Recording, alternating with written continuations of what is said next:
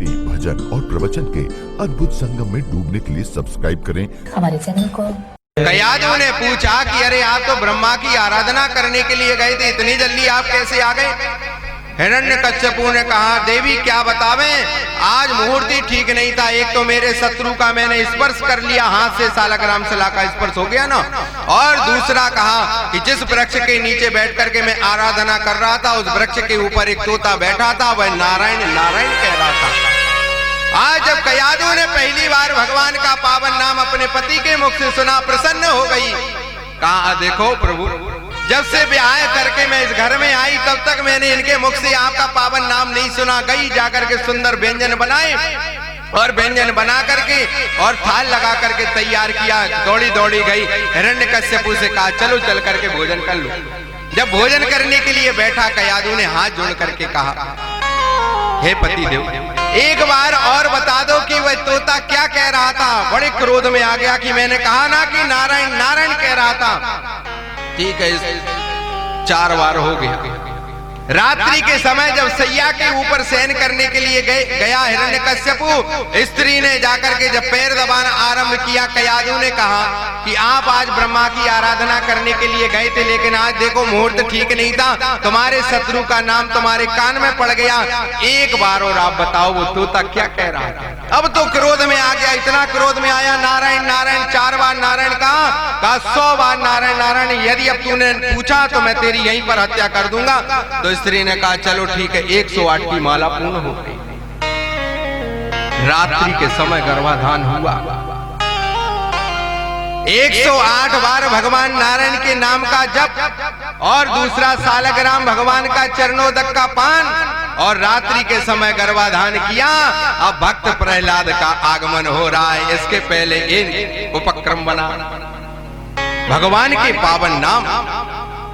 शास्त्रकार तो कह रहे हैं कि भगवान शालग्राम का चरणोदक अवश्य पान करना चाहिए। आपने देखा होगा मंदिर में आप दर्शन करने जाते, प्रणाम करने, तो पुजारी बैठा रहता है, आचमनी से आपको जल देता है, वो सालग्राम भगवान का चरणोदक। उदकम चंदनम चैव, सालग्राम भगवान का नित्य चरणोदक पान करना चाहिए। अब आप कहोगे, महाराज कहाँ चरणोदक लगे, सुबह नींद खुलती नहीं, पूरी चाय पहले मिल जावे तो ज्यादा अच्छा रहे। शास्त्रकार कह रहे हैं कि प्रातः काल होते हुए जैसी स्नान आपने किया है, तो सबसे पहले भगवान सालग्राम का चरणोदक का पान करना चाहिए। कैसे कैसे बनता है? ब्राह्मण भी बना सकते, क्षत्रिय भी बना सकते, वैश्य भी बना सकता है। उदकम चंदनम ताम्रम पात्रम, कौन सी चीजें हैं? का पहला तो सालग्राम शिला, गोमती चक्र, तांबे का पात्र, छोटी सी प्लेट, और चंदन, शंख, गरुड़ घंटी, गंगा जल या नर्मदा जल जो भी आपके पास में होवे, तुलसी का पत्ता, और पुरुषसूत्र का पाठ। सहस्त्र शीरेखा पुरुका सहस्त्राक्षा सहस्त्र पातो सबोमिको सर्वतः प्रत्वा तिष्ठत् दशांगुलम। ये 16 मंत्र होते। अब आप कहो, गुरुजी मंत्र तो हमको आता नहीं। यदि जिनको वेद मंत्र नहीं आता है, तो जो गरुड़ घंटी रहती, आप मौन होकर के वही गरुड़ घंटी को हिलाओ, उसी से ही वेद ध्वनि निकलती है। चरणोदक बना करके तैयार करो, और चरणोदक का पान करो, और परिवार में जितने लोग हैं सभी को चरणोदक का पान कराओ, तब जाकर के आपका अंतःकरण। तभी तो आप कहते हो, महाराज पुत्र का जन्म हुआ है, मानता नहीं है, इतना चिड़चिड़ करता है, ऐसा है वैसा है। इसलिए जिन गृहस्थ प्राणियों को बड़े सुंदर पुत्र की कामना है, उनको चाहिए कि नित्य चरणोदक का पान करें। ब्राह्मण से बनवावे, यदि ब्राह्मण की व्यवस्था नहीं है तो स्वयं अपने घर में बैठ करके बना लेवे। लेकिन नित्य चरणोदक का पान जो स्त्री पुरुष करते हैं, उनके यहाँ पर प्रहलाद जैसे भगवत भक्त का जन्म होता है। आज रात्रि के समय हिरण्यकश्यपु ने गर्भाधान किया, और भक्त प्रहलाद जी का गर्भ में आना आरंभ हो गया। और हिरण्यकश्यपु तो चला गया तप करने के लिए। यहाँ देखो, प्रहलाद जी के पहले कौन कौन से संस्कार बन रहे हैं। भगवान की ये भजन की लीला कहां से श्रवण करी प्रहलाद जी ने? का एक बार जब दैत्य पकड़ करके कयाधु को लेकर के जा रहे थे तो नारद जी मिल गए मार्ग में। नारद जी ने कहा क्यों, कहाँ लेकर के जा रहे हो? कहा कि हो सकता है हमारे राजा तो चले गए तप करने के लिए, कोई दैत्य कोई शत्रु का मंत्री आकर के कयाधु के गर्भ में कोई मंत्र की दीक्षा ना दे देवे, पुत्र बिगड़ ना जावे, इस कारण से हम इसको पकड़ करके लेकर के जा रहे हैं। नारद जी ने कहा ठीक है, चिंता मत करो। नारद जी ने अपने ही आश्रम में ले गए, वही भगवान का भजन, उन्हीं की कथा, उन्हीं को सबको श्रवण कराया। जन्म प्रहलाद जी का हुआ, ला करके वहीं पर स्थापित कर दिया। वह सारी कथा आपने सुनी है कि प्रहलाद जी को मारने के लिए कौन कौन से यत्न नहीं किए, पर्वतों से फेंकवाया, अग्नि में जलवाया, सर्पों से डसवाया, और कौन सा कर्म नहीं है, लेकिन प्रहलाद जी बचे रहे। एक दिन सभा लगी हुई थी, प्रहलाद जी ने आकर के पिताजी से हाथ जोड़ करके कहा सायं प्रातरुपासीतो प्रहलादो कर्क सुरोत्तमान उभे संधे चयत बागो हिरण्यकश्यपा समाहिता। आज पिता ने बड़े प्रेम से बुलाया प्रहलाद को और अपनी जंघा पर बिठाला। पिता ने कहा बेटा ये बताओ, मैंने तुम्हें ऐसा कौन सा कष्ट नहीं है जो मैंने तुमको नहीं किया हो, ना दिया हो। भाई विशाल पर्वत से मैंने तुमको फिकवाया, विषैले सर्पों से मैंने तुमको डसवाया, और अग्नि में भी मैंने तुमको जलाने का यत्न किया। कौन कौन से कर्म नहीं जो मैंने नहीं किए होवे, लेकिन तुम बच कैसे जाते हो? आज प्रहलाद जी ने कहा पिताजी, जिस गर्भ के अंदर जो जीव लटका रहता उसी के बगल में एक जठराग्नि रहती है, यदि प्राणी उंगली लगा देवे तो फफूला पड़ जावे हाथ में, और उसी के बाजू में वह शिशु लटका रहता है। पिताजी ये बताओ, जब उस जठराग्नि अग्नि के बीच में कौन गर्भ के अंदर बचाता है, कौन बचाता है? कहा वही भगवान नारायण हरि ही बचाते हैं। आज पिता ने कहा कि बेटा ये बताओ, तुमको वह हरि कहां कहां पर दिखाई देते हैं? प्रहलाद जी ने कहा पिताजी, देखने के लिए नेत्रों की आवश्यकता होते हैं। मुझे आप में भगवान हरि दिखाई दे रहे हैं, इस खंबे में भगवान दिखाई दे रहे हैं, उस खंबे में भगवान दिखाई दे रहे हैं, सर्वत्र मुझे भगवान हरि ही हरि दिखाई दे रहे हैं। अब तो क्रोध में आ गया, कहा कि अच्छा तुझे इस खंबे में भगवान दिखाई देते? कहा कि हाँ। गदा लेकर के दौड़ा और गया, जब खंबे में गदा को मारा, देखा विकराल रूप धारण करने वाले नरसिंह भगवान का जब जन्म हुआ। बोलिए नरसिंह भगवान की। जैसे जन्म हुआ, लाल लाल जुआ लेकर के, लाल लाल नेत्र लेकर के, और आधा शरीर उनका मानव का था, आधा उनका सिंह का। देखा जैसे हिरण्यकश्यपु ने डरा और थोड़ी दूर की ओर गया, लेकिन हिरण्यकश्यपु ने जान लिया कि अरे मैंने तो ब्रह्मा से वरदान मांगा, मैं मरने वाला तो हूं नहीं हूं, और यदि ये मारने के लिए आवेगा तो इतने सैनिक है, कोई भी मार करके समाप्त कर देगा। नरसिंह भगवान ने देरी नहीं की, तुरंत पकड़ा और अपनी जंघा के ऊपर डाला, और डालने के बाद मारने का यत्न करने लगे। हिरण्यकश्यपु ने कहा मैं जान गया तुम नारायण हो, हरि हो, लेकिन तुम मुझे मार नहीं सकते। क्यों नहीं मार सकता भैया? हिरण्यकश्यपु ने कहा मैंने ब्रह्मा जी से वरदान मांगा है। कौन सा? कहा न मैं नरस्यम पशु, न नर से मरूं न मैं पशु से मरूं। सारी कथा आपने सुनी, लेकिन एक वरदान और उसने मांगा, न जड़ से मरूं न मैं जीव चेतना से मरूं। तो भगवान जड़ है क्या? जड़ है तो चल ही नहीं सकते। हिरण्यकश्यपु ने कहा कि मैंने ब्रह्मा से इतने वरदान मांगे कि ना मैं नर से मरूं, ना मैं पशु से मरूं, ना मैं पृथ्वी में मरूं, ना मैं आकाश में मरूं। भगवान ने कहा ना मैं नर हूं, ना मैं पशु हूं, ना तू पृथ्वी में, ना आकाश में, मेरी जंघा के ऊपर है। हिरण्यकश्यपु ने कहा आप फिर भी नहीं मार सकते। क्यों? कहा मैंने ब्रह्मा जी से वरदान मांगा है कि 12 महीने में किसी महीने में नहीं मरूंगा। तो भगवान नरसिंह ने कहा कि ये पुरुषोत्तम महीना मैंने तेरे लिए बना करके रखा है, अब तो तू मरेगा। लेकिन हिरण्यकश्यपु ने कहा कि नहीं नहीं, आप नहीं मार सकते। क्यों? कहा कि मैंने ब्रह्मा जी से एक वरदान और मांगा था। कौन सा? कहा ना मैं जड़ से मरूं, ना मैं चेतना से मरूं। भगवान रुक गए थोड़ा। भगवान ने कहा कि अरे मैं जड़ तो हुई नहीं, मेरे में चेतना है, तभी तो मैं तुझे पकड़े हुए हूं। लेकिन तुरंत देरी नहीं की, ये कथा नरसिंह पुराण में लिखी है। नरसिंह भगवान कह रहे शूद्रस्य सम्नति शौचम जड़ा चेतना नरसंज्ञो हरि। नरसिंह भगवान कह रहे हैं कि सुन, तू तूने वरदान मांगा है, ना मैं जड़ से मरूं ना मैं चेतना से मरूं, मेरे में जड़ भी है और चेतना भी है। क्या? गाय नाखून। जब आप काटते हो तो दर्द होता है क्या? नहीं होता। चेतना भी है तो बढ़ भी रहा है। तो अब हिरण्यकश्यपु ने कहा मेरे सारे वरदान विफल हो गए, अब तो मेरा मर पाना बड़ा कठिन, अब तो मुझे मरना ही पड़ेगा। भगवान ने अपने नाखूनों के द्वारा एक एक नस नाड़ी को निकाला और निकाल करके फेंक दिया। हिरण्यकश्यपु का उद्धार कर दिया।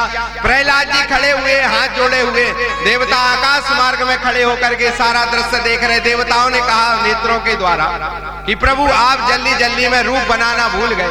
यदि आप नीचे पशु का रूप बनाते और ऊपर मानव का रूप बनाते तो देखने में कितने सुंदर लगते, लेकिन आपने नीचे मानव का बनाया और ऊपर पशु का बनाया, देखने में सुंदर नहीं लग रहे, कुरूप दिखाई दे रहे।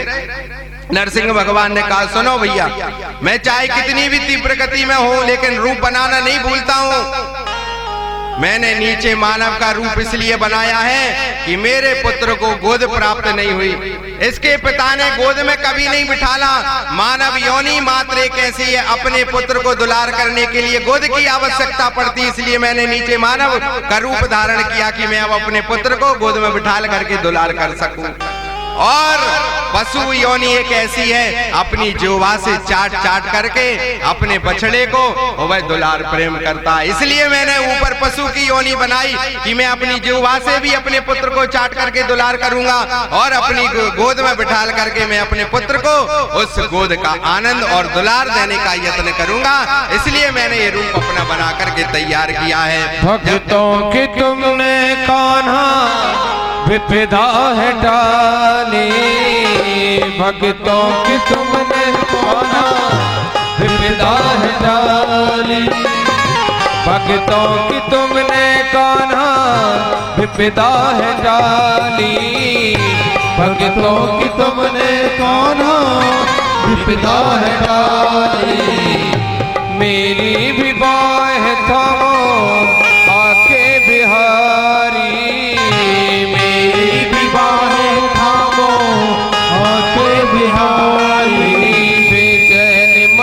तुम ही बेचैन मन के तुम ही आराम मुरली वाले, मुझ चरणों से लगा ले मेरे श्याम मुरली वाले, मुझ चरणों से लगा ले मेरे श्याम मुरली वाले, मुझ चरणों से लगा ले मेरे श्याम मुरली वाले, मुझ चरणों से लगा ले मेरे श्याम मुरली वाले। मेरी श्वास श्वास में तेरा, मेरी श्वास श्वास में तेरा है नाम मुरली वाले, मुझे चरणों से लगा ले मेरे श्याम मुरली वाले, मुझे चरणों से लगा ले बजाते हुए श्याम मुरली वाले को।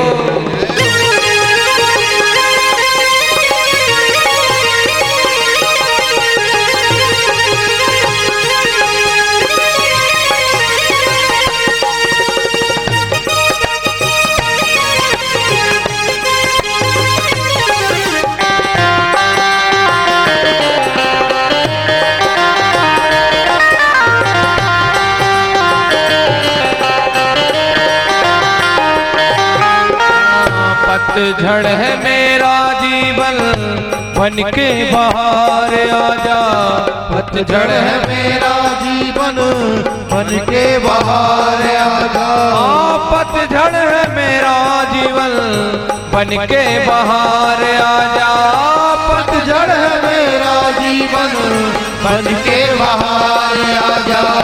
सुन ले पुकार प्यारे बस एक बार आजा, सुन ले पुकार प्यारे बस एक बार आजा। बेचैन मन के तुम ही, बेचैन मन के तुम ही आराम मुरली वाले, मुझे चरणों से लगा ले मेरे श्याम मुरली वाले, मुझे चरणों से सभी बोलेंगे मेरे श्याम मुरली वाले।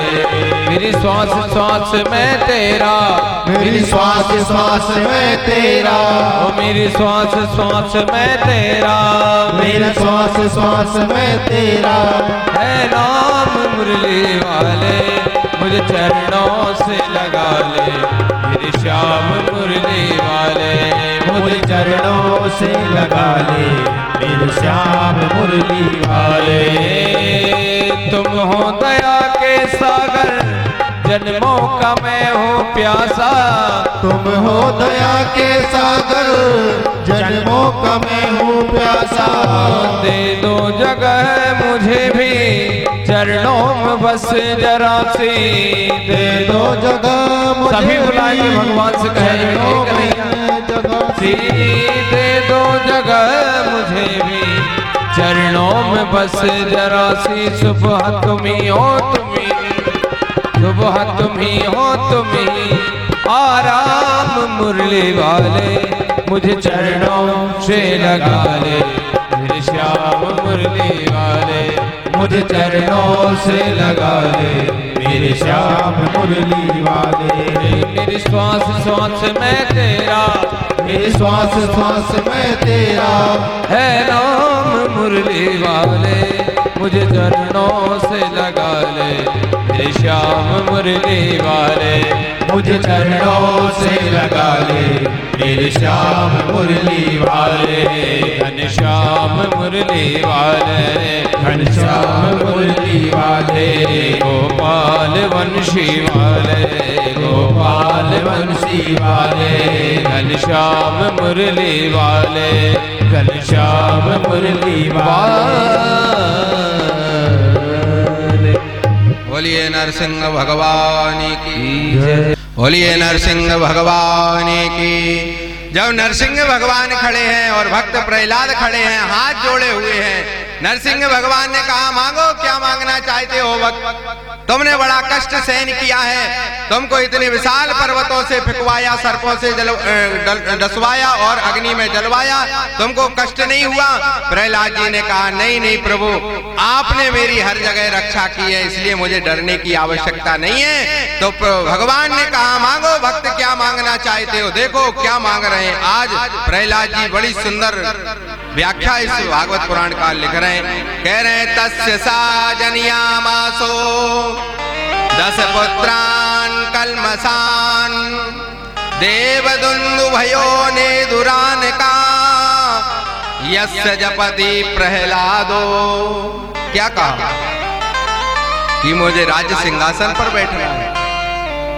आज प्रहलाद जी ने हाथ जोड़ करके प्रभु से कहा कि यदि आपका हट है मुझे वरदान देने का, तो पहले आप मुझे एक वर दीजिए। कौन सा? का पहला वरदान तो ये है कि मैं किसी भी व्यक्ति के सामने या किसी भी देवता के सामने मुझे हाथ फैलाने की आवश्यकता ना पड़े, बस ऐसा वरदान आप मुझे दे दीजिए।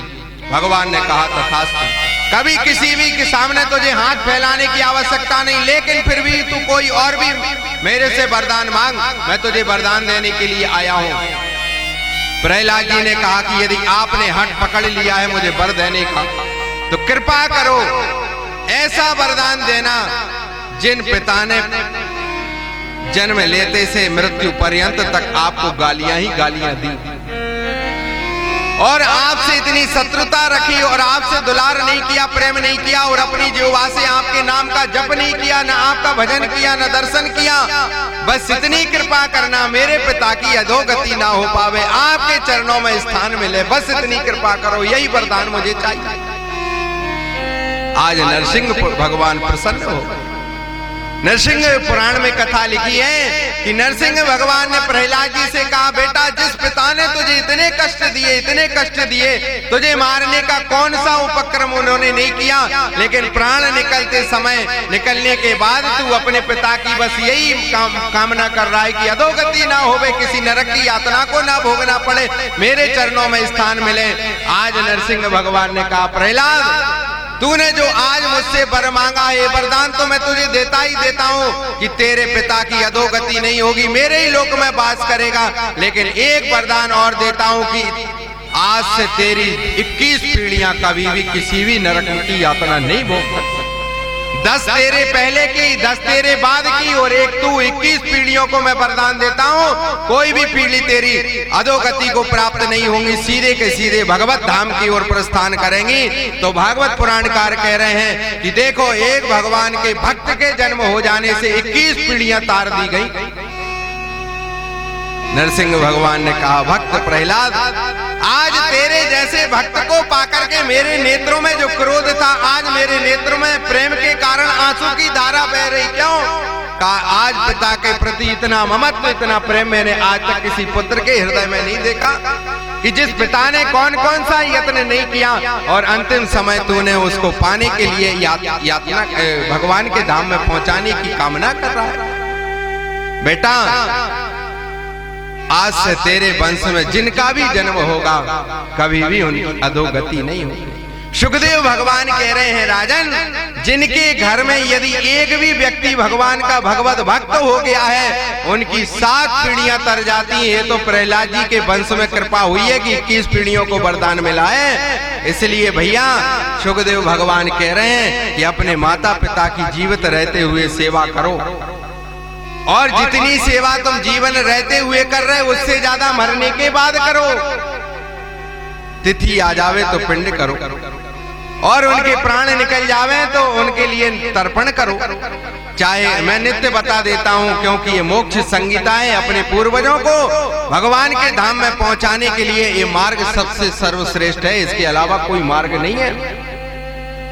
कल एक बात रह गई थी, हम ये कह रहे थे कि जैसे एक पिता के 4-5 पुत्र हैं, और यदि पिता की संपत्ति सभी में बराबर बराबर बटी हुई है। वैसे तो शास्त्रकार कह रहे हैं कि बड़े पुत्र को ही अंत्येष्टि कर्म से लेकर के श्राद्ध तर्पण सब कुछ करना चाहिए, और यदि नहीं है तो फिर छोटे भाई को करना चाहिए। शास्त्र ने आज्ञा दी है, सभी आप लोग जानते होंगे। लेकिन शास्त्रकार कह रहे हैं, यदि 4-5 भाई, जितने भी भाई हैं, यदि पिता की संपत्ति यदि आप लोगों ने सुई की नोक नोक के बराबर यदि बांटी हुई है, तो 5 पुत्रों को श्राद्ध करना पड़ेगा, 5 को ही तर्पण करना पड़ेगा।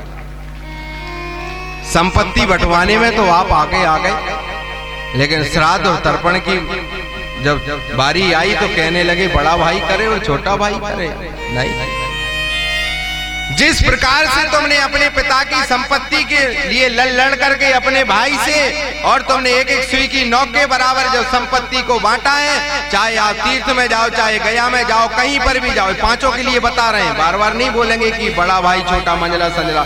जितने पुत्र हैं, यदि संपत्ति नहीं बटी हुई है, एक ही पिता के यहाँ पर 5 पुत्र रह रहे हैं, तो फिर बड़ा ही पुत्र मार्ग अकेला करेगा, और पुत्रों को करने की आवश्यकता नहीं। इसलिए ब्रह्मांड पुराणकार और ब्रह्म वैवर्त पुराणकार इसको बड़ी विस्तार से कथा को लिख रहे हैं। उन्होंने कहा कि यावत जीवे तावत पिंडम। कल कोई कह रहा था, गया था कक्ष में, कि महाराज थोड़ा इस पर और आप प्रकाश डालें। कथा तो मैं नित्य सुना रहा हूं। उनके मन में ऐसा भाव था कि गया में जाने से कौन करे कौन ना करे। यदि जिस प्रकार से संपत्ति बटी हुई है, यदि उनके जितने पुत्र हैं जो गया में जावे, चाहे प्रयागराज में जावे, चाहे बद्रिकाश्रम में जावे, चाहे कपाल क्रिया के ऊपर ब्रह्म कपाल के ऊपर करें, सभी के ऊपर सभी को ये कार्य करना चाहिए। और अपने घर में रहें, चाहे गया में श्राद्ध कर आओ, चाहे कहीं पर भी कर आओ, आपको यावत जीवे तावत पिंडम, जब तक ये शरीर रूपी पिंड है तब तक आपको अंतिम श्वास प्राण तक आपको अपने पूर्वजों के निमित्त पिंडदान करना पड़ेगा।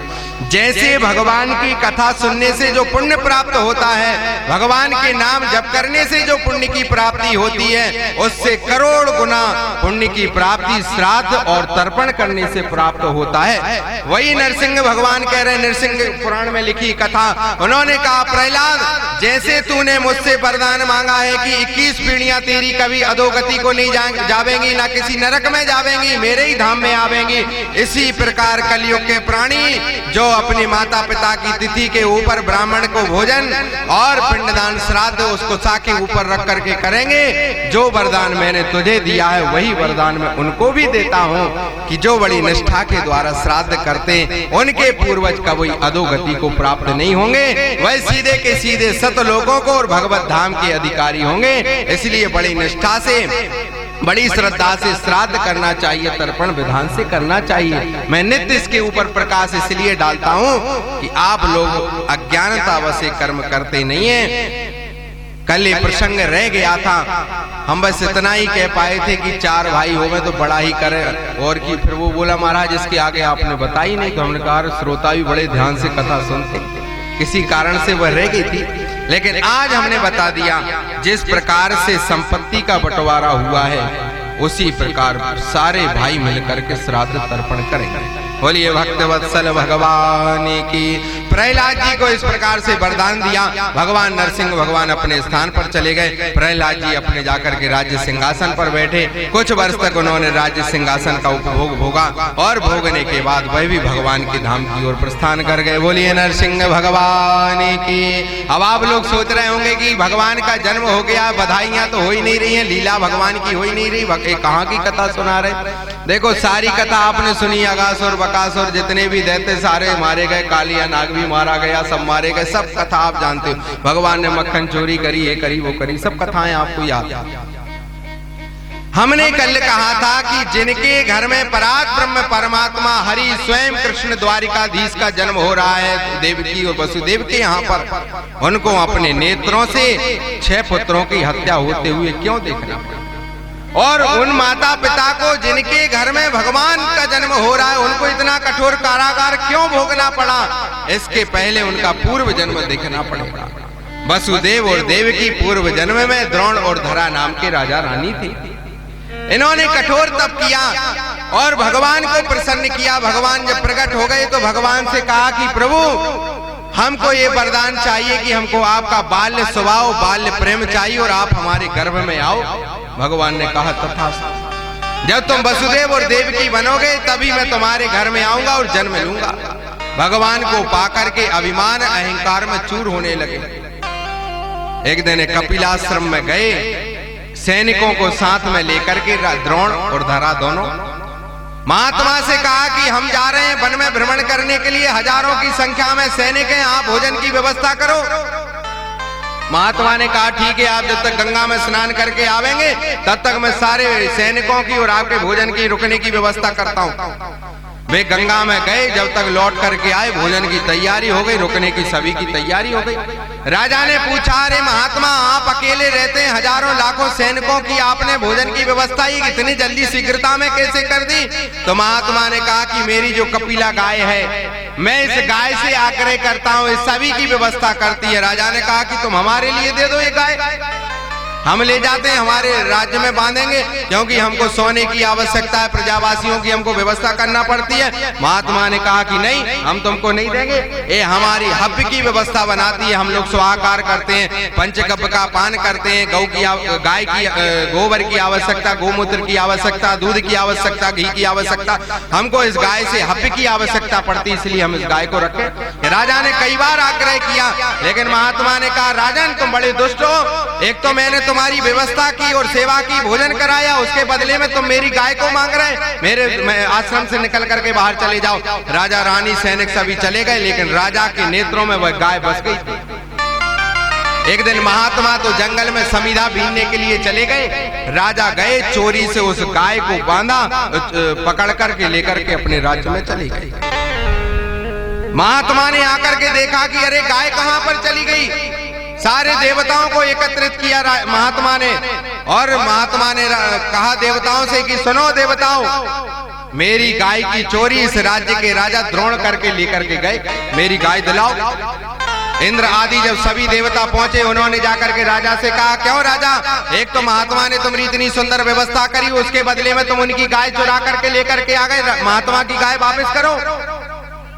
राजा ने कहा चलो ठीक है, हम गाय वापस कर देते। जब गाय को वापस करने लगे, सज्जनों ध्यान से सुनना, जब वह गाय जाने लगी, गाय के नेत्रों से आंसू निकल रहा था। गाय ने श्राप दिया कि राजा और रानी, तुम दोनों ने चोरी से ला करके मुझे बंधन में कारागार जैसा बांध करके रखा, मैं श्राप देता हूँ जैसे तुमने मुझे बांध करके रखा, इससे कठोर कारागार तुमको प्राप्त होगा।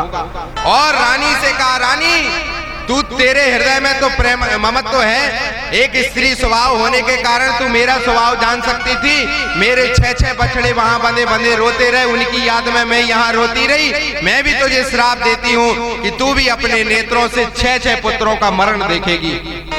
एकमात्र गाय का श्राप था, जिस कारण से वसुदेव और देवकी को कठोर कारागार भोगना पड़ा और देवकी को 6 पुत्रों की हत्या होते हुए अपने नेत्रों से देखना पड़ी। मात्र गाय के श्राप के कारण हुआ। गाय के कोप से कोई नहीं बच सकता। ये आपको लग रहा है कि फसल हमारी सारी खराब हो गई है, ये आपकी फसल नहीं है। धान में लोग दवा डाल डाल करके परेशान है, लेकिन धान बचा पाना बड़ा कठिन हो रहा है। जिस प्रकार से आप लोगों ने डंडा मार मार करके फसल से बाहर गाय को निकाला है, आज देखो वही कृषि कर्म करने वाला किसान लावारिस गाय को वही फसल खिला रहा है, क्योंकि खेत साफ हो जावे हमारा। मात्र गाय के श्राप के कारण सब भोगना पड़ रहा है। इसलिए भैया गाय की व्यवस्था करना, जब तक गाय की व्यवस्था नहीं होगी, चाहे आप ऐसी तार फेंसिंग कर लो। हमको एक बात समझ में नहीं आती, आप लोग तार फेंसिंग में कितना लाखों रुपया खर्चा करते हो कि नहीं करते? और उसके लिए भी 10,000 का एक व्यक्ति बिठाते हो भैया गाय से, सिर्फ गाय के लिए व्यवस्था हो रही। जब आप वर्ष में 1 लाख से ज्यादा पैसा खर्चा फसल रक्षा करने के लिए कर रहे हो, तो मुझे तो नहीं लगता कि 1-2 गाय यदि आप घर में पालो और इतना पैसा आपका लग जावे। मेरे को तो ऐसा नहीं लगता। उसी पैसे में भी आप घर में गाय को बांध करके सेवा कर सकते हो। ये दुर्दशा का परिणाम है कि आप लोग आज इस फसल से व्याकुल हो रहे हैं। गाय की व्यवस्था यथोचित करो, क्योंकि जब तक गाय व्यवस्थित नहीं होगी तब तक आप भी व्यवस्थित नहीं हो सकते, ना आपको पृथ्वी अन्न दे सकती। क्योंकि राजा पृथु के राज्य में सारे प्रजावासी आ गए। सारे प्रजावासी आकर के राजा के सामने रोने लगे। राजा ने कहा, क्वासी हो, हम क्यों रो रहे, किस कारण से रो रहे हो? प्रजावासियों ने कहा कि पृथ्वी में हम जितना अन्न डाल रहे हैं, हमको अन्न प्राप्त नहीं हो रहा। तो महात्माओं से पूछा राजा पृथु ने। राजा पृथु ने कहा, क्यों महात्मा, ये पृथ्वी अन्न क्यों नहीं दे रही? तो महात्माओं ने कहा कि आपके जो पिता थे बैन, जो पापी पुत्र हो गए थे, सुनी थी कल आपने कथा। तो महात्माओं ने कहा कि पापा चरण के कारण पृथ्वी की जितनी संपदा है सारी की सारी पृथ्वी में समाहित हो गई, इस कारण से अन्न प्राप्त नहीं हो रहा। तो राजा पृथु ने 7 दिन 7 रात्रि बैठ करके पृथ्वी की आराधना की, लेकिन जब पृथ्वी प्रकट नहीं हुई तो गांडीव से बाण निकाल करके पृथ्वी को समाप्त करने के लिए जब राजा पृथु तैयार हुए तो वह सामने गाय प्रकट हुई। राजा पृथु ने पूछा गाय से, कहा कि तुम हट जाओ, मैं आज सारी पृथ्वी को समाप्त कर दूंगा। गाय ने कहा कि मैं ही पृथ्वी रूपी गाय हूँ। तो राजा ने कहा, तुम इतने दिन से क्यों नहीं बाहर निकली? कहा कि मैं तो बस तुम्हारी परीक्षा कर रही थी। तो अब क्या करो? तो राजा ने कहा कि इन सारे प्रजावासियों को अन्न दो, इनकी व्यवस्था करो, ये सभी भूखे मर रहे हैं। कहा, मैं ही पृथ्वी रूपी गाय हूँ, आप दोहन का कार्य करें। जितनी संपदा चली गई है पृथ्वी की सारी संपदा बाहर निकल आवेगी।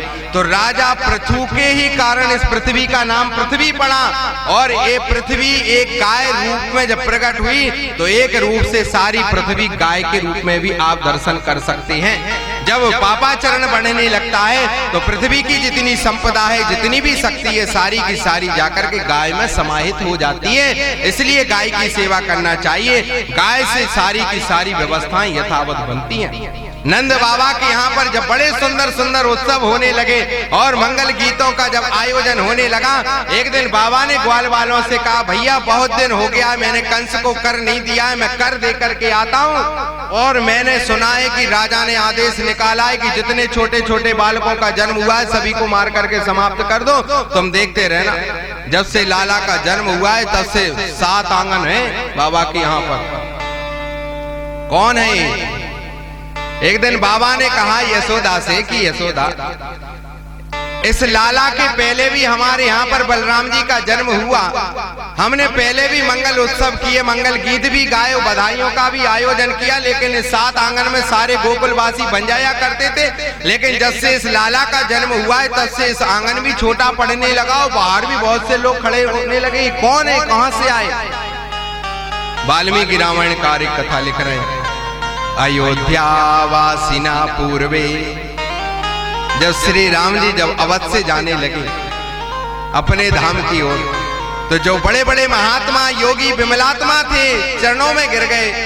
श्री राम जी से कहा पैरों में गिर करके नेत्रों में आंसू भर के कि प्रभु आपके कारण हम हैं, हमारे कारण आप नहीं हो।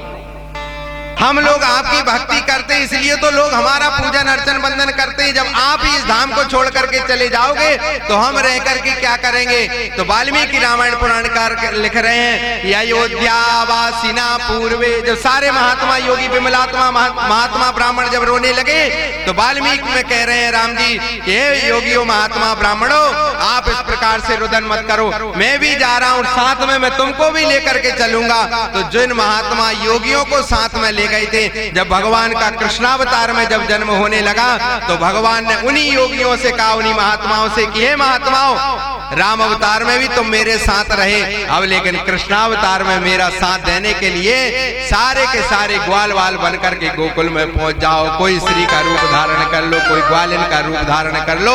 ये बड़े बड़े महात्मा योगी हैं जो आज बाबा के यहाँ पर गोकुल में कोई ग्वाल का रूप धारण करके आया है, कोई स्त्री का रूप धारण करके आया है, कोई गोपी का रूप धारण करके आया है। ये बड़े बड़े महात्मा योगी हैं। जब भगवान का जब जन्म हो गया, आज बाबा ने ग्वाल वालों से कहा, भैया बहुत दिन हो गया है, मैं कंस को कर दे करके नहीं आया, तुम देखना थोड़ा इस बालक को। बस मैं गया और तुरंत लौट करके आया। जब आज बाबा जाने लगे मथुरा में कंस को कर देने के लिए, तो वसुदेव जी मिले। जब वसुदेव जी मिल गए तो सबसे पहले कैसी चर्चा हुई, मित्र हैं वसुदेव जी, दुख की चर्चा नहीं की। आज बाबा ने कहा वसुदेव जी से कि अरे मैं तो इतना प्रसन्न हूं, मेरे यहाँ पर चौथेपन में पुत्र का जन्म हुआ है और एक नहीं दो दो पुत्रों का जन्म हुआ है। प्रसन्नता की जब चर्चा की तो बाबा ने भी कहा कि चलो ठीक है, तुम्हारे पुत्रों में तुम्हारी जो प्रसन्नता है वही प्रसन्नता मेरी भी है। बड़े प्रसन्न हुए और प्रसन्न होने के बाद आज वसुदेव जी ने बाबा से कहा, बाबा मुझे ऐसा लग रहा है तुम शीघ्रता से कर दो और कर देने के बाद तुरंत लौट करके जाओ, क्यों मुझे अपशकुन हो रहा है, मेरी बाईं आंख फड़क रही है कि गोकुल में अपशकुन होने वाला है। जब तक कंस के द्वारा पहुंचाई हुई बहन पूतना वहां पर पहुंच गई, ऐसा सौंदर्य रूप धारण किया, ऐसा रूप धारण किया, आज तक ऐसी सुंदरी रूप धारण, भागवत पुराणकार तो कह रहे हैं मोहिन्याम रूप धारिण्या, जैसा मोहिनी भगवान ने रूप धारण किया था, झीना झीना वस्त्र अपने शरीर के ऊपर डाला था, आज पूतना ने ऐसा ही रूप धारण किया। आंगन के बाहर खड़ी हुई थी, भगवान पालने में सो रहे थे, यशोदा तो चली गई गृह कार्य करने के लिए। अब स्त्री ने जैसे रूप धारण किया, पहले तो पूतना ने मन में विचार किया कि इसी रूप में जाऊं मैं, लेकिन पूतना ने मन में विचार किया कि मैं क्यों व्यर्थ इन छोटे छोटे बालकों को मार करके समाप्त करूं, मुझे तो मात्र यशोदा के पुत्र को मार करके समाप्त करना है। ऐसा रूप धारण किया सज्जनों, ऐसा रूप धारण किया। आज जब उस रूप को धारण जब पूतना ने कर लिया, यशोदा आदि रानियां गोपियों की जब दृष्टि उस स्त्री के ऊपर पड़ी तो सभी आपस में चर्चा करने लगे कि ऐसी सौंदर्य स्त्री को तो आज तक हमने गोकुल में देखा नहीं, ये कौन है। यशोदा आदि रानियां जो आपस में चर्चा कर रही थी, उन्होंने कहा कि पूछे तो इतनी सुंदरी स्त्री आई कहां से। लेकिन और रानियों ने कहा यशोदा से कि यशोदा, यदि हमने पूछा, यदि कोई अपरिचित अपने यहाँ आ जावे, अपन वो कहे हमको पहचानते हो क्या, अपन उसको सत्कार ना करें और कहें हाँ हम नहीं पहचानते, तो उसको कितना बुरा लगेगा। तो यशोदा आदि रानियों ने मन में विचार किया कि कहीं हमने पूछ लिया कि तुम कौन हो, इस स्त्री को बुरा न लग जावे। यशोदा ने कहा रानियों से कि जब से इस लाला का जन्म हुआ है, जब से तो पता नहीं कौन आ रहा है, कितने आ रहे हैं, सारे आंगन भरे, बाहर तक भरा हुआ सब दिखाई दे रहा है। अवश्य कोई सुंदरी स्त्री किसी और बाजू के ग्राम से आई होगी। भगवान नेत्र खोले पड़े थे, पहले सारे महात्मा योगियों को नेत्रों के द्वारा देख रहे थे, सभी भजन कर रहे थे और भगवान अपनी कृपा की दृष्टि के द्वारा उनके ऊपर नेत्र लगाए हुए थे। जब इस पूतना ने माया का रूप धारण किया, रूप धारण करके जैसे सामने पहुंचने लगे तो भगवान ने देख करके दोनों नेत्र बंद कर दिए। दोनों नेत्र बंद क्यों किए भगवान? बड़े ध्यान से सुनना। भगवान ने नेत्र इसलिए बंद कर लिए, पूतना को सामने आते हुए जैसे ही देखा, नेत्र बंद करके सबसे पहले भगवान ने ये स्मरण किया, मैं हूं मायापति, मैं हूं मायापति और ये मेरे सामने बनावटी रूप धारण करके आई है। कहीं मैंने नेत्र खोल करके इसकी ओर देख लिया तो ये अपने रूप में ना आ जावे, और कहीं ये अपने रूप में आ गई तो मैया और गोकुलवासी सभी देख करके डर जावेंगे। तो भगवान ने कहा कि मैं अपने माया के जो नेत्र हैं, मैं इनकी दृष्टि इसके ऊपर नहीं डालूंगा, यदि डाल दी तो ये अपने रूप में आ जावेगी। तो भगवान ने कहा इस कारण से मैंने अपने नेत्र बंद कर लिए। कहा नहीं, दूसरा कारण और सुनो। भगवान कह रहे कि मैंने अपने नेत्र इसलिए बंद किए कि मैं नेत्र बंद करके सबसे पहले भगवान श्री गणेश का स्मरण कर रहा था। विघ्नेश्वराय वरदाय सुरप्रियाय लंबोदराय सकलाय जगद्दिताय नागाननाय श्रुति यज्ञ विभूषिताय गौरी सुताय गणनाथ नमो नमस्ते। भगवान कृष्ण कह रहे कि मैंने नेत्र इसलिए बंद किए, सबसे पहले मैं भगवान श्री गणेश का स्मरण कर रहा था। ये भगवान गणेश, गोकुल की लीला का श्री गणेश करना आरंभ हो रहा है, इसलिए सबसे पहले नेत्र बंद करके मैं आपकी स्तुति कर रहा हूं। भगवान ने इसलिए नेत्र बंद कर लिए। कहा नहीं, ये कारण नहीं, तीसरा कारण और सुनो। भगवान कह रहे कि मैं अपने नेत्र मैंने इसलिए बंद कर लिए, मेरे नेत्र हैं कमल नयन, और ये भी बनावटी कमल नयन बना करके आई। जैसे ही यदि मैंने नेत्र खोल करके इसकी ओर देखा, कहीं दोनों नेत्रों का मिलन ना हो जावे। यदि नेत्रों का मिलन हुआ तो प्रेम हो जाएगा, नेत्रों से प्रेम होता है।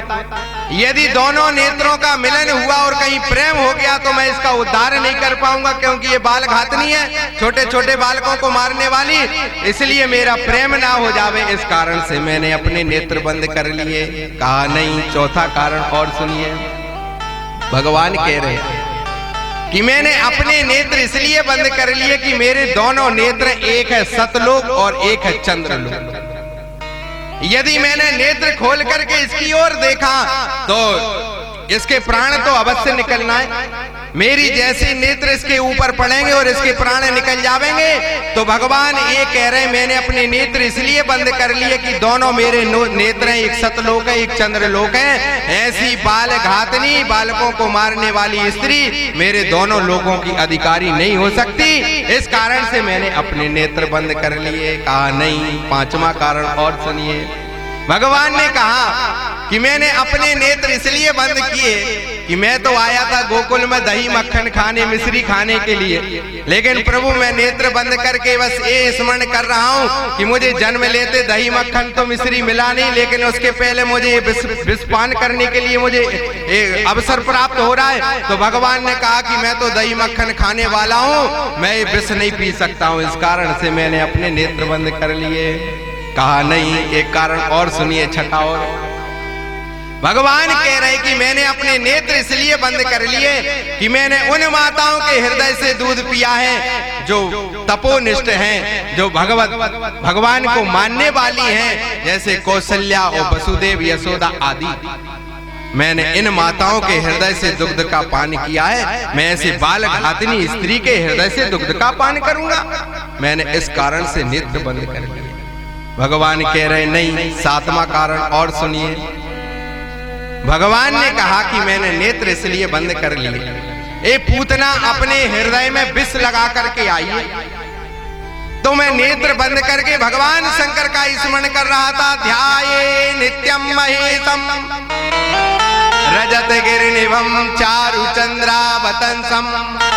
मैं नेत्र बंद करके भगवान शंकर का स्मरण कर रहा था कि हे प्रभु, विष पीने का अभ्यास मात्र आपको है, कृपा करके मेरे मुख में आकर के विराजित हो जाओ और सबसे पहले विष का पान आप ही कर लो। मैंने इस कारण से नेत्र बंद कर लिए। कहा नहीं, आठवां कारण और सुनो। भगवान कह रहे कि मैंने अपने नेत्र इसलिए बंद कर लिए, अब मुझे इस पूतना का उद्धार तो अवश्य करना पड़ेगा। अब मैं थोड़ा इसका पूर्व जन्म तो देख लूं कि इसने पूर्व जन्म में ऐसा कौन सा पुण्य कर्म किया है जिस कारण से मैं इसके ऊपर कृपा दृष्टि डालूं और मैं इसका उद्धार करूं। हिरण्यकश्यपु को मैंने उद्धार किया तो उसके पीछे प्रहलाद जी थे।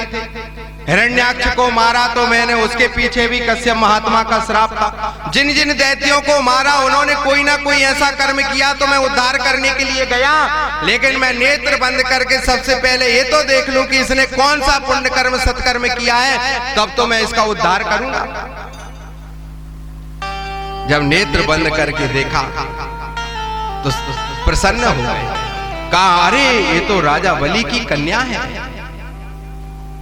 आप लोगों ने कल वामन भगवान की कथा को सुना था। राजा बलि ने अपना सर्वज्ञ दान में दे दिया। जब नेत्र बंद करके भगवान कृष्ण ने देखा कि अरे ये तो राजा बलि की कन्या है। जब वामन रूप में वामन भगवान जब राजा बलि के यज्ञशाला में पहुंचे तो यही कन्या यौवन रूप को धारण किए हुए थी, तरुणी थी। इसके मन में ये भाव आया कि देखो कितना सौंदर्य रूप दिखाई दे रहा है, यदि ऐसा बालक मेरी कुक्षी में आवे तो मैं भी अपने हृदय से ऐसे पुत्र को दुग्ध का पान कराऊंगी। भगवान ने कहा अरे इसने मन में विचार किया, लेकिन जैसे ही राजा बलि का सर्वज्ञ ले लिया, त्रैलोक्य की संपदा जैसी वामन भगवान ने ले ली, तो वही स्त्री कहने लगी, मन में विचार करने लगी कि यदि ऐसा पुत्र मेरे पास में होता तो मैं विष पिला करके उसको तुरंत समाप्त कर देती। भगवान ने कहा इसने दो कामनाएं की थी, क्योंकि वामन रूप में राजा बलि से कहा था राजन तुझे और तेरे परिवार में जितने प्राणी होंगे सभी की कामना पूर्ण करने का दायित्व तो मेरा है। तो ये राजा बलि की कन्या है, अब तो इसका मुझे अवश्य उद्धार करना पड़ेगा। इस कारण से भगवान ने नेत्र बंद किए। एक कारण और सुन लो, है तो बहुत से, सुनाएंगे तो 2 दिन इसी में निकल जाएंगे। भगवान कृष्ण ने कहा कि मैंने नेत्र इसलिए बंद किए, एक महात्मा का श्राप है। इसको गर्ग संहिता में इसकी कथा लिखी। भगवान कह रहे कि ये पूर्व जन्म में एक बड़े सुंदर महात्मा की स्त्री थी। जब महात्मा परदेश चले गए तो ये अग्निदेव को देख करके आसक्त हो गई।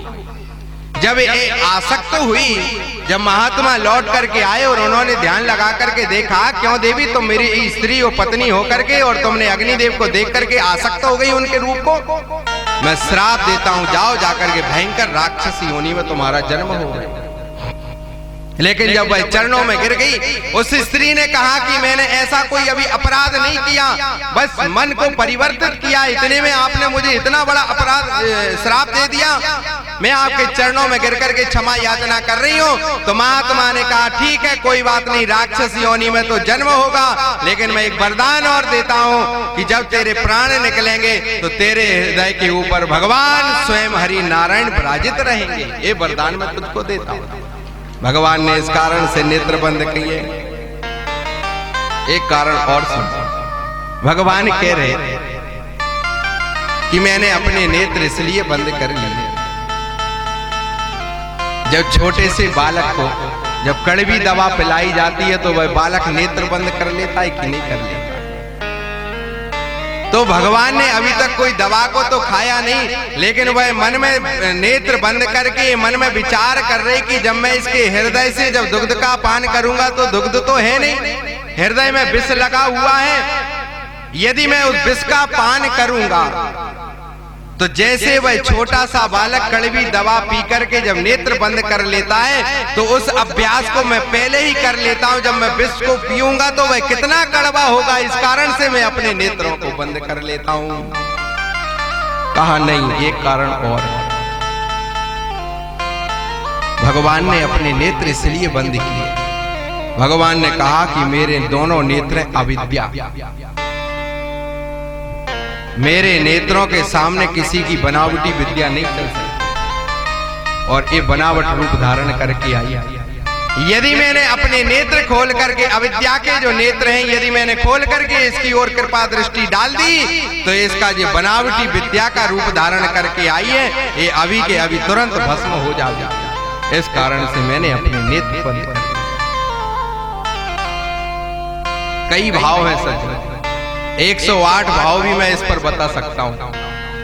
अभी तक 71 भाव हो चुके। एक जगह कथा हुई थी, सिर्फ 10वें स्कंद, मात्र 10वें स्कंद, भागवत की नहीं, मात्र दशम स्कंद ही सुनाया था, पूर्वार्ध और उत्तरार्ध। उसमें एक दिन मात्र यही बताया गया था कि भगवान कृष्ण ने पालने में पड़े पड़े होकर के उन्होंने अपने नेत्र बंद क्यों किए। 71 हो गए हैं। अब देखो भगवान कृपा करेंगे तो 108 हो जाएंगे, फिर एक ग्रंथ लिख दिया जाएगा कि भगवान ने नेत्र बंद किए। देखो भगवान ने जो नेत्र बंद किए इसके पीछे बड़े बड़े रहस्य हैं। वेदांत भी कह रहा है, यदि मैं वेदांत की यहाँ कथा सुनाने लगूं तो 90% लोगों की नींद लग जाएगी, थोड़े बहुत जागते रहेंगे। इसलिए हम थोड़ा सरलतम करके कथा को सुनाते रहते हैं कि कुछ जो सोने वाले हैं या कुछ सो जाएंगे, इसलिए थोड़ा सा सरल कर देते, फिर देख लेते हैं कि हाँ जागृत हो गए तो फिर जहां के तहां आ जाते हैं। देखो पुण्य सभी को मिल रहा है, कथा में जो आकर के बैठ गया है उसको भी पुण्य है, और जो बैठ करके सो गया है उसको भी पुण्य है, और जिसने 3 घंटे कथा को सुना है उसको भी पुण्य है। कैसा पुण्य मिला? एक नाव में 10-50 लोगों ने गंगा को पार कर रहे थे बैठ करके, उसमें 20-25 लोग सो गए और 10-15 लोग जागते रहे। जब नाव उस तट पर पहुंची, जैसे ही उस तट पर पहुंची, सभी जो जाग रहे थे उन्होंने कहा भैया देखो गंगा में कितना सुंदर दृश्य दिखाई दे रहा था, कितने सुंदर सुंदर पर्वत थे और वृक्ष भी कितने सुंदर थे, और उनमें फूल भी ऐसे ऐसे थे जो आज तक हमने देखे नहीं। जो लोग सो गए थे उन्होंने कहा भैया हम तो सो गए, नींद लग गई थी, हमको तो पता ही नहीं, पार तो सभी लग गए, लेकिन उसका आनंद नहीं ले पाए जो उन जागते हुए लोगों ने पर्वतों का, वृक्षों का और फलों का आनंद लिया। इसी प्रकार कथा में तो सभी लोग बैठे, पार तो सभी लग जाएंगे, लेकिन इस कथा का आनंद वही लेगा जो जागता है। इसलिए सुखदेव भगवान तो एक बड़ी सुंदर कथा लिख रहे हैं कि भैया 3 प्रकार के श्रोता होते हैं। एक श्रोता तो वह 3 श्रेणियां हैं श्रोताओं की, एक उच्च कोटि की, एक मध्यम कोटि की और एक अधम कोटि की। उच्च कोटि का श्रोता तो वह है जिसको ना यजमान ने बुलाया है ना उसको पंडित ने बुलाया है, सूचना पाकर के भगवान की कथा हो रही है, उसको किसी से कोई मतलब नहीं है, आया कथा में बैठा और चला गया। और मध्यम कोटि का श्रोता वह है जिसको यजमान ने आमंत्रण निमंत्रण आग्रह देकर के बुलाया है, बुलावा पहुंचाया है, का वह मध्यम कोटि का श्रोता है। और अधम कोटि का अधम कोटि का श्रोता वह है जो सिर्फ मात्र इतना देखने के लिए आया है कि यजमान ने व्यवस्था कैसी करी है, टेंट कैसा लगाया है, लाइट की सही व्यवस्था नहीं करी यजमान ने, जनरेटर ऐसा है, माइक ऐसा है, और पंडित ऐसा है, पंडित ऐसी कथा बोल रहे, चुटकुला नहीं मार रहे गुरुजी, बस ये कमी है थोड़ी सी, का वो अधम कोटि का श्रोता है जो सिर्फ मात्र इतना देखने के लिए आया है कि चलो थोड़ा सा विघ्न किया जावे और उस कमी को निकाला जावे कि व्यवस्था यजमान ने की कि नहीं की, और पंडित कथा सही बोल रहा है कि नहीं बोल रहा, मात्र वो ये देखने आया, वो अधम कोटि का। पार तो वो भी लग गया, लेकिन उसके पीछे उसको अपराध भी लग गया। जब पूतना ने भगवान को उठाया और भगवान ने नेत्र बंद किए हुए, जैसे पूतना ने हृदय से लगाया तो मन परिवर्तित हो गया।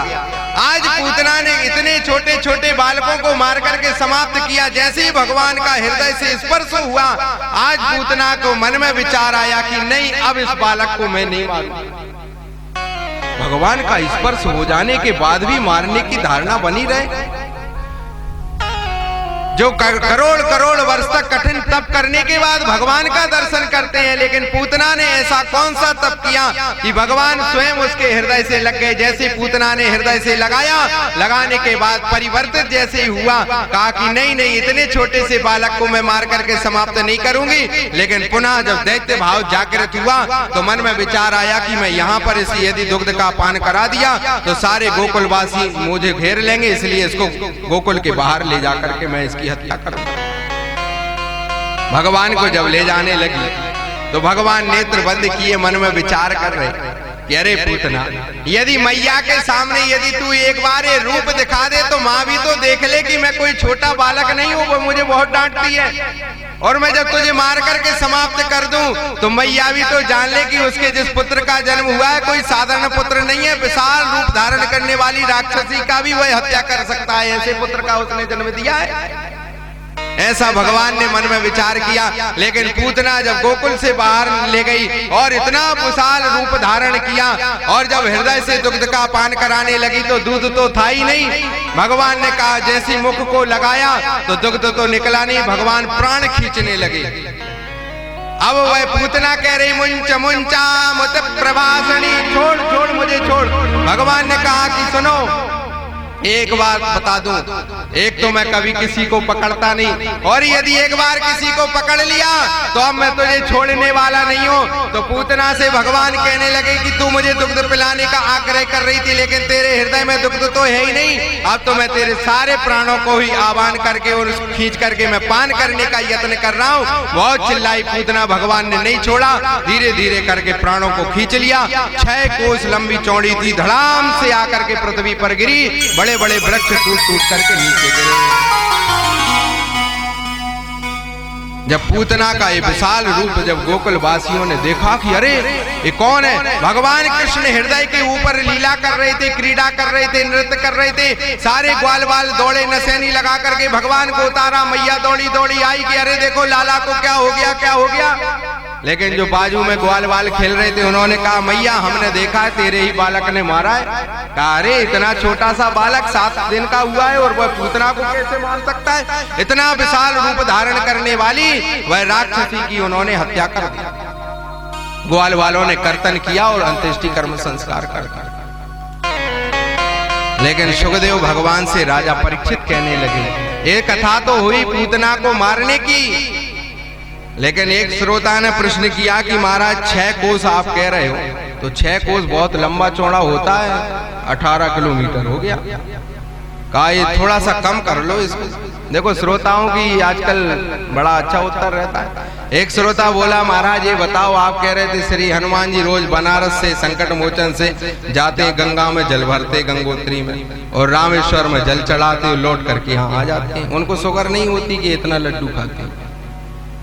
हमने कहा, भैया कुंटलों लड्डू खाने वाले श्री हनुमान जी इतना परिश्रम करते हैं कि बनारस से दौड़ लगाते गंगोत्री जाते हैं, गंगोत्री से जल भरते हैं और वहीं से दौड़ लगाते रामेश्वरम चले जाते, भगवान शंकर के ऊपर गंगोत्री का जल अर्पित करके और लौट करके बनारस में आ जाते। इतना परिश्रम करते। कहा हाँ तो फिर ठीक है, इतना करते तो फिर शुगर नहीं न बीपी। इसी प्रकार एक श्रोता बोला कि महाराज 6 कोस बहुत लंबा चौड़ा होता है, थोड़ा कम कर लो। हमने कहा चलो ठीक है कर लेते हैं। हमने कहा यदि तुमने उसको किलोमीटर में नाप लिया तो हम बताते 6 कोस कौन कौन से। कहा हमारे शरीर में 6 कोस है, ज्ञानमय, शब्दमय कोस, ज्ञानमय कोस, इस प्रकार से 6 कोस हमारे शरीर में है। तो भगवान का स्पर्श होते हुए पूतना को जैसे ही भगवान ने स्पर्श किया और जैसे ही प्राण खींचे तुरंत उसके 6 कोस समाप्त हो गए। बाबा वहां से चले आ रहे थे, उन्होंने देखा कि अरे गोकुल के बाहर इतनी चिताएं जल रही, क्या हुआ। दौड़े दौड़े जब आए तो ग्वाल वालों ने कहा, अरे बाबा क्या बताएं, इतना विशाल रूप धारण करने वाली राक्षसी आई, लेकिन पता नहीं कैसे गिर गई, वो मर करके समाप्त हो गई। इतना विशाल रूप धारण किए हुए थी, लेकिन हमने उसके शरीर का कर्तन किया और चिता जला करके उसको समाप्त करने का हमने उपक्रम कर दिया। लेकिन भागवत पुराणकार कह रहे हैं, तदैवोपागतम देवम वीक्ष विस्मित मानसा। नंद बाबा ने कहा कि जिसके शरीर को यदि जलाया जाता है तो दुर्गंध आती है 100 में से, लेकिन इसके शरीर से दुर्गंध नहीं आ रही, इसके शरीर से तो सुगंधी आ रही है। क्या कारण है। तो सुखदेव भगवान कह रहे हैं, राजन जिसके शरीर के ऊपर भगवान स्वयं जाकर के विराजित हो गए हो में, अब उसके शरीर में कोई दुर्गंधी रहेगी क्या।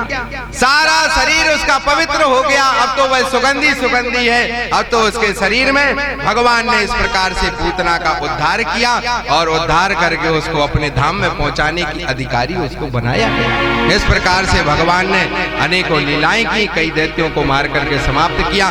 बड़ी सुंदर बधाइयों का आयोजन होने लगा। समय सीमा यहीं तक है। कल आप सभी लोग ठीक 2 बजे पधार करके भगवान की पावनी कथा को श्रवण करेंगे। बोलिए बाल कृष्ण भगवान की, गोकुल धाम की, वृंदावन बिहारी लाल की, नमः पार्वती पतये हर हर महादेव। अभी आप भजन करेंगे, उसके बाद आरती और प्रसाद लेकर के प्रस्थान करेंगे। गोविंद गाले गोपाल गाले, गोविंद गाले गोपाल गाले, गोविंद गाले गोपाल गाले, गोविंद गाले गोपाल गाले। मेरी जीवन की नैया को पार लगा ले, मेरी जीवन की नैया को पार लगा ले, मेरी जीवन की नैया को पार लगा ले, जीवन की नैया को पार लगा ले। अब पार लगा ले, अब पार लगा ले, अब पार लगा ले, अब पार लगा ले। गोविंद गाले गोपाल गाले, गोविंद गाले सभी गाएंगे उच्चारण करके हरि बोल।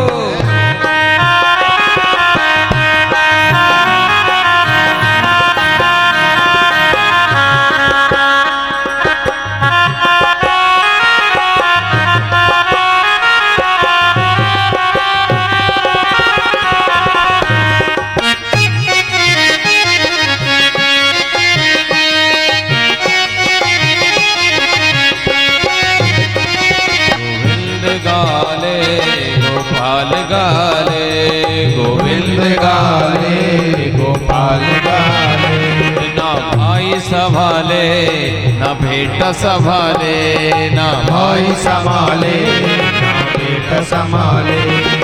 जिस दिन पड़ेगा तू यम के हवाले, जिस दिन पड़ेगा तू यम के हवाले, जिस दिन पड़ेगा यम के हवाले, जिस दिन पड़ेगा तू यम के हवाले, यम के हवाले, यम के हवाले। इसलिए क्या करना है, ऊंचे हाथ करके कहेंगे क्या, गोविंद गाले गोपाल गाले, गोविंद गाले गोपाल गाले, गोविंद गाले गोपाल गाले, गोविंद गाले गोपाल गाले।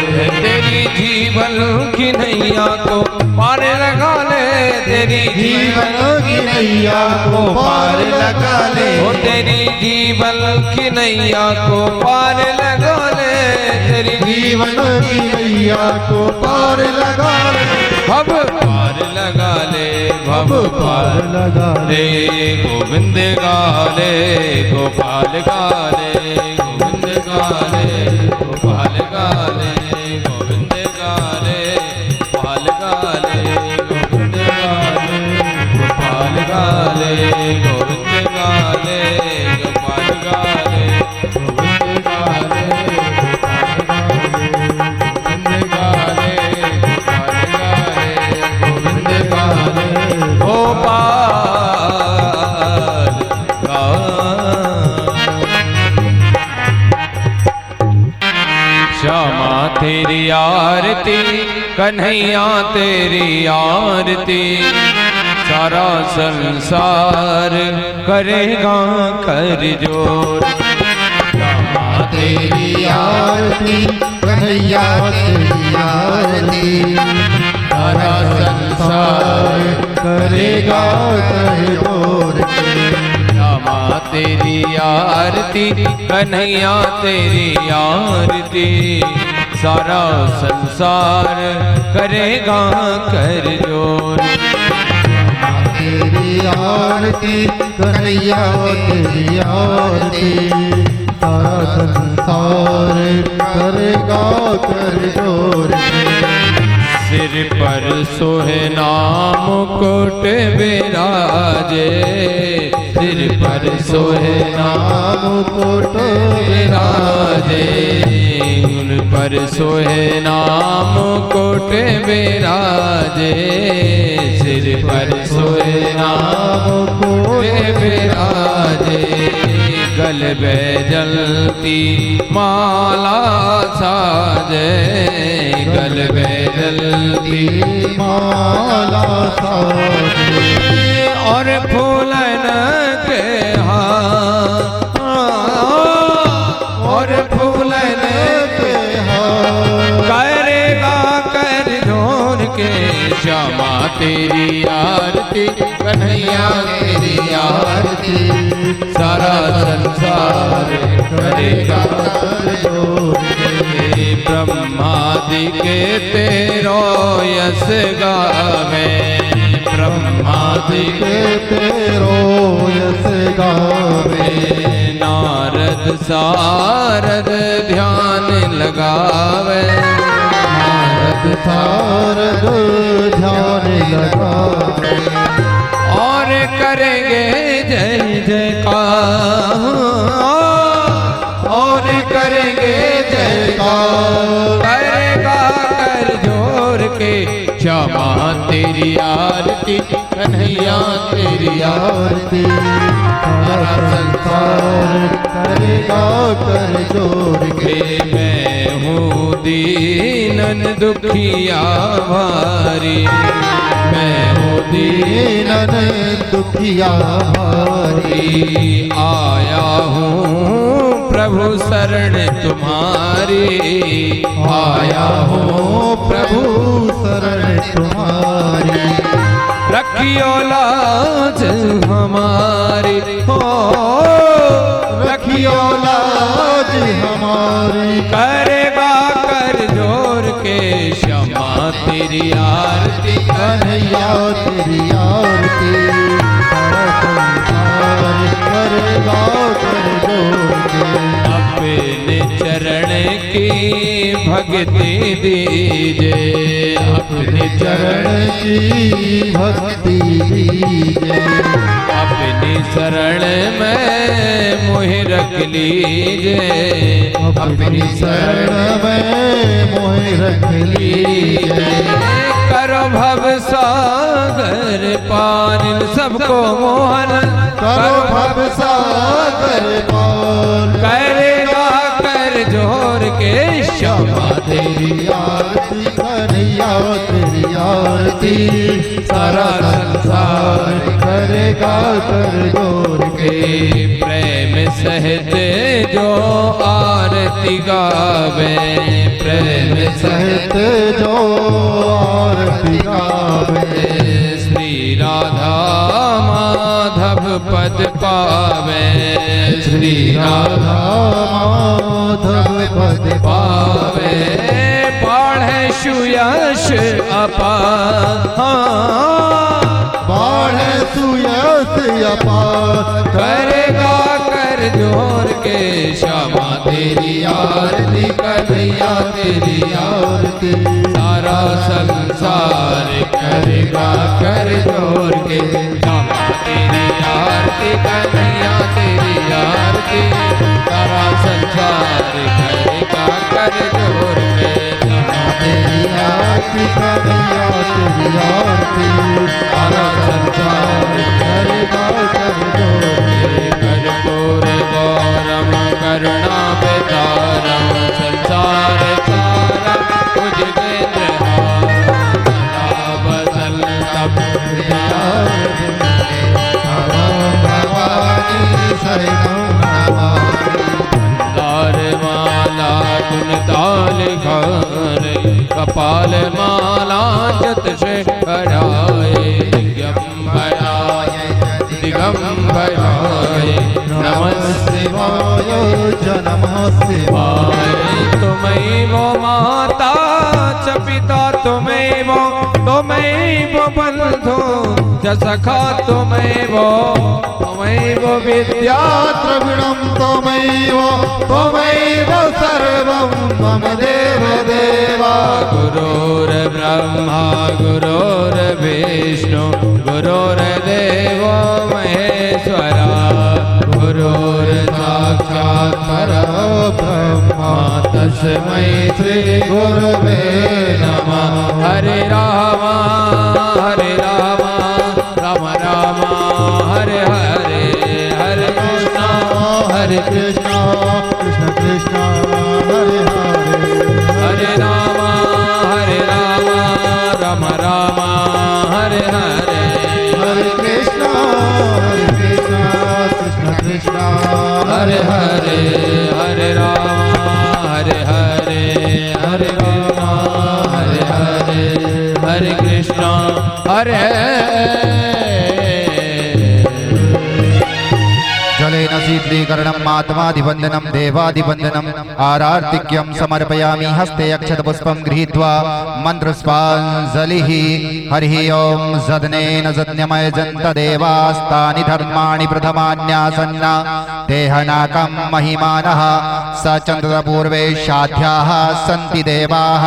ॐ एकदन्ताय विद्महे वक्रतुण्डाय धीमहि तन्नो दन्तिः प्रचोदयात्। ॐ गणाम्बिकायै च विद्महे कर्मसिद्ध्यै च धीमहि तन्नो गौरी प्रचोदयात्। ॐ नन्दनन्दनाय विद्महे यशोदानन्दनाय धीमहि तन्नः श्रीकृष्णः प्रचोदयात्। सांगाय सपरिवाराय सायुधाय शक्तिकाय सवाहिनाय भगवते श्रीबालकृष्णाय नमः।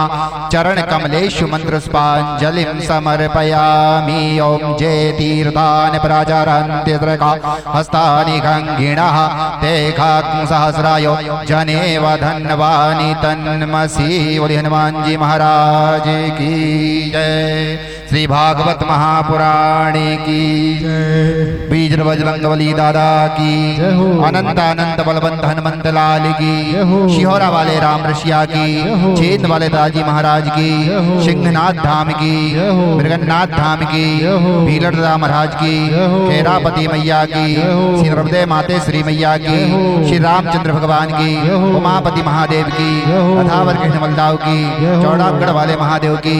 बालाजी सरकार की। धर्म की अधर्म का प्राणियों में विश्व का गौ माता की भारत माता की अपने अपने गुरुजनों की अपने अपने माता पिता की आज के आनंद की बस्ती नगर की। नमः पार्वती पतये हर हर महादेव।